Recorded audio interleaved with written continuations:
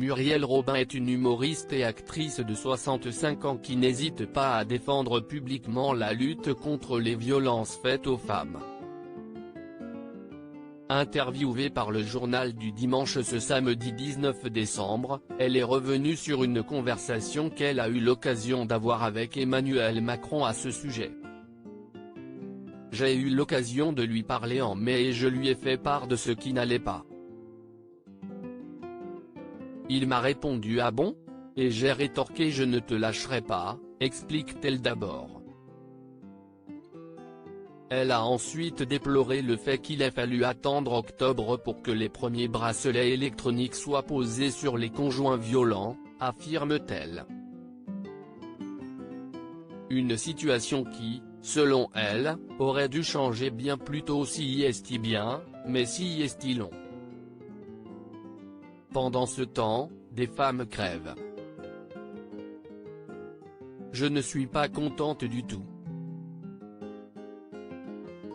Afin d'appuyer ses propos, elle a mentionné le gouvernement qui, au lieu de dépenser sans compter pour protéger l'économie devrait donner aux associations qui défendent les femmes battues, le milliard d'euros qu'elle réclame. Très remontée, Muriel Robin a ensuite mentionné Gérald Darmanin, le ministre de l'Intérieur. Pour rappel, une enquête pour viol avait automatiquement été ouverte suite à la plainte d'une femme en 2018 et avait, par la suite, été classée sans suite. Ainsi, la nomination de Gérald Darmanin n'avait pas fait l'unanimité et il semblerait que Muriel Robin fasse partie des personnes qui étaient contre.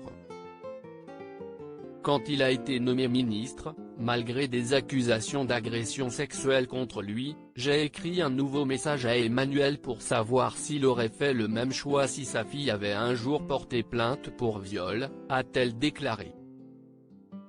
Un message auquel le président de la République n'a jamais répondu.